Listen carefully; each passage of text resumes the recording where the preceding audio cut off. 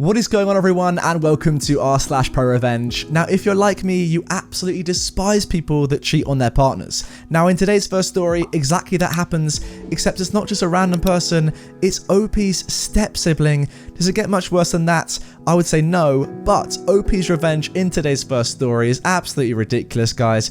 This person's life just gets ruined. Let's get straight into it. Boyfriend cheats on me with my step-sibling, so I get him kicked out and destroy his relationship with his parents. I've been wanting to post my story on here for absolutely ages, but I just never got around to doing it. So then I figured, since I have a Reddit account now, I might as well post it. When I was around 17, I started dating a guy, a 19-year-old. I'll call him Jake for the sake of this post. Also, age of consent where I live is 16, so nothing illegal happening here. We got on well, spent a lot of time together, and cared for each other a lot. We even started talking about living together once we both moved out. We were a perfectly happy couple.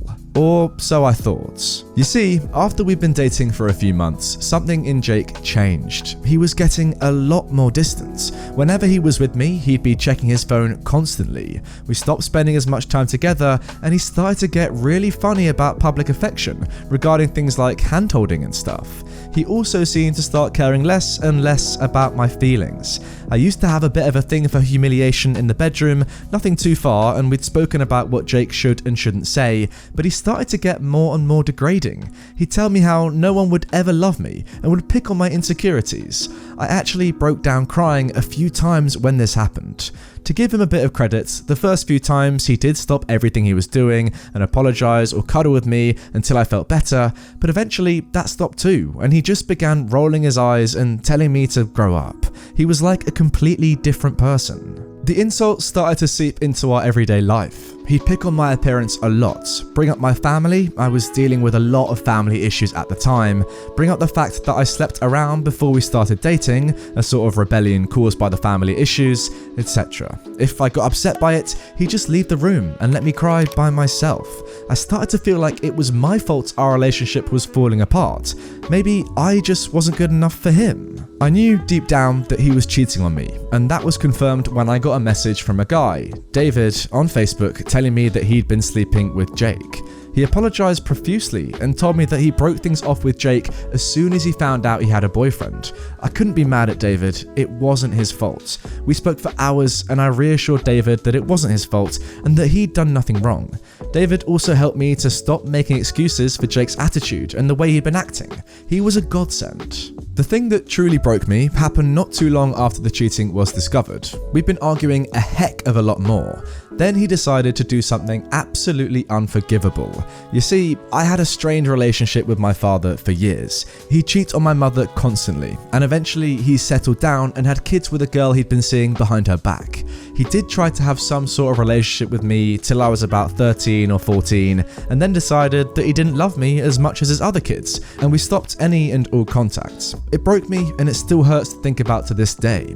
Anyway, Jake went out of his way to find one of my step-siblings online and slept with them. He bragged about it the next day, and my step-sibling actually posted online about what had happened, and I received a bunch of messages from their friends telling me how I had deserved it.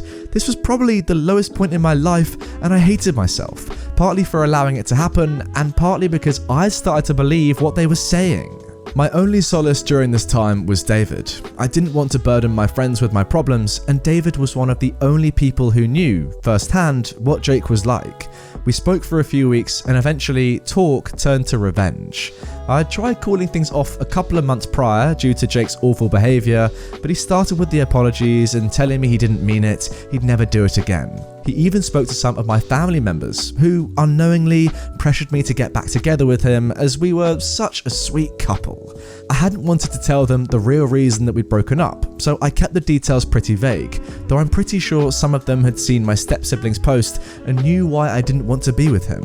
After weeks of talking and planning, I had finally had enough and decided to do something about it. My father wasn't exactly a rich man, but he worked a pretty well-paying job and earned enough money to live fairly comfortably. He had begun spreading rumours around when I was younger, during a custody battle with my mother, that he had set up a trust fund for me and that there was enough money there to get me set up in my own place when I was 18, plus a bit extra. I knew that this was absolute BS. He tried to get out of paying child support all the time. Of course he'd never set up a trust fund for me. However, Jake didn't. We'd never spoken about it a lot, but he'd heard the rumours, and I'd just always say what I told you folks. My father was an appalling parent who grudged paying my mother child support, so why the heck would he set up a trust fund? But Jake wouldn't listen. He even did his own research into the type of job my father worked and came up with an estimate of how much he thought my father was earning. Though, to his credit, he did drop the subject whenever I asked him to, for a while anyways. I decided to use this to my advantage. Jake and I were still dating, though I avoided him at any chance I got, until one night where I sat him down and told him that since I'd be turning 18 in a couple of weeks, I started thinking about us getting our own place, with a trust fund my father has set up for me. He immediately cheered up at this, and honestly, I think that night was the first time in months that he'd said anything nice to me when we weren't in public or with friends and family. This very nearly made me want to cool the whole thing off, but I spoke with David later that night, and he reminded me that Jake would go back to his usual degrading attitude in no time. We started looking at flats, though Jake was kind enough to let me have the final say and handle the paperwork, because how could he possibly go out and cheat on me if he had to sort out the paperwork for a flat? I was a little surprised by this, to be very honest, as I'd always thought that he'd want his name on the paperwork and everything, so I couldn't kick him out. But by this point, he'd slept with my step-sibling, degraded me, smashed my self-confidence to pieces, and cheated on me regularly. I think by now, he thought that I wouldn't kick him out no matter what he did. Anyways, I started taking up extra shifts at work to try and save enough money to actually move out. Not with Jake though. Oh no, I was moving in with my friend Emma. We had both been thinking about moving out for a while anyways, and thought why not just be roommates. We found a cute little one-bedroom flat that was close to our college and work and started getting stuff sorted to move in.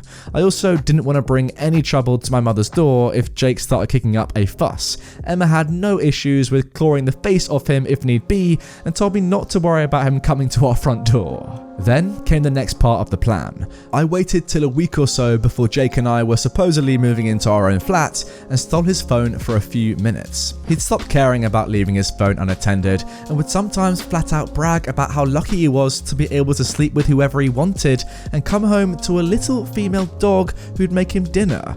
So that day when he went for a shower, he wasn't all too bothered about taking his phone with him. Perfect. I went onto his phone, deleted my number from his contacts, and changed the name of his mum's contact to mine. Pleased, I went to the kitchen, smashed one of the plates. It was my mother's, but it was a cheap one from a local shop, and I did replace it as soon as possible. I left for work once everything was done. My mother had left for work a couple of hours prior, so she was safe. I just needed a reason for him to get annoyed. And oh boy, did he get annoyed. I guess that's why you smashed the plate. I was a little bit confused there. His first reaction was to text me, calling me all the disgusting names under the sun. Except it wasn't me he texted, it was his mum.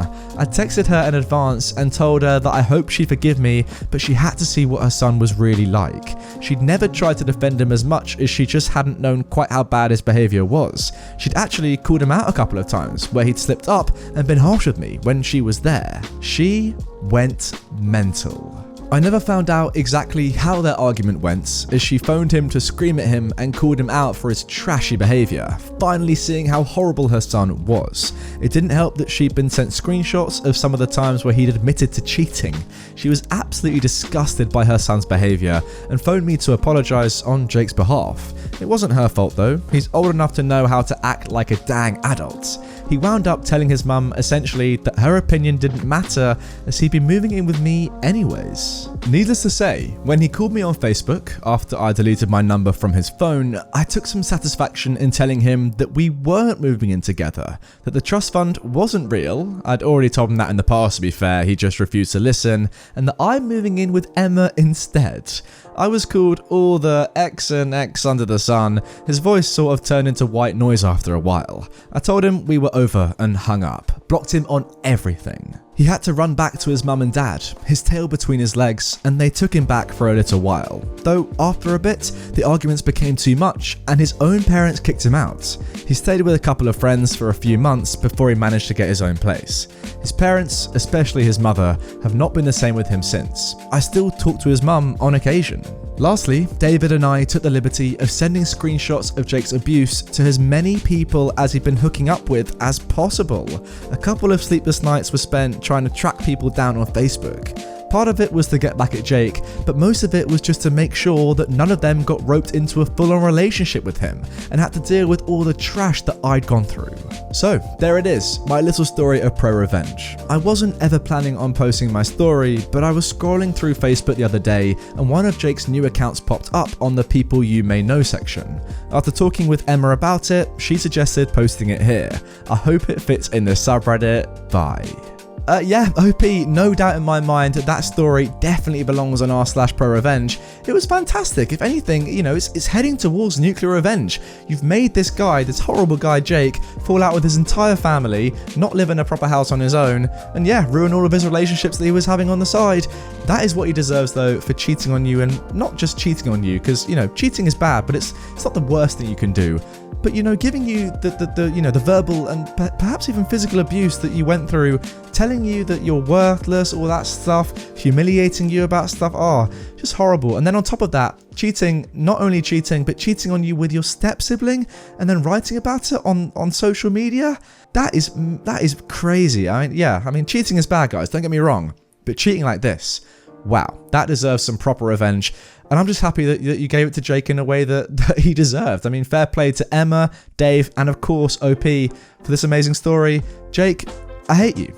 I just do. Sorry. Now moving on to our second story of today's video. Make me look bad on the job? Well, we'll see about that. I worked at a clothing store in a mall for 1.5 years. It was not fun, but I was thinking back to my time there recently and I forgot this golden gem of ProRevenge. So a new girl had just been hired, as many new people did in that job, and right away you could tell that she thought she was hot stuff. We're talking acting like a manager, talking how many hours she had, and worst of all, she wouldn't shut up about all the dudes she was banging and how the money she got from them was the most important part. To put it lightly, she was a cold-hearted female dog who made everyone feel bad about their insignificant lives, as she put it. Here's where things go down. In our store, all the racks were milled steel bars and hooks, so really hard to break and really expensive. They could, however, be bent out of shape if enough heavy coats stay on them for long periods of time. Miss Hot Stuff here thought it would be a good idea to impress the management by putting all the coats on the same rack using the milled steel bars instead of a circular rack that wouldn't warp. I protested, of course, as I'd been there longer, but she said, "I get paid more than you, so you do what I say." She got hired as a key holder out of the gate, so she made $1 more than I did per hour. I go along with it, put the heavy winter coats up on the milled steel and go about my life. Well, 2 weeks later, the milled steel is of course warped, and when management saw this, they flipped. Cheapo store, any cost was bad to them. Anyways, she blames it on me and I get written up for it. Now, I refused to sign, so they gave me less hours, which also cut my pay.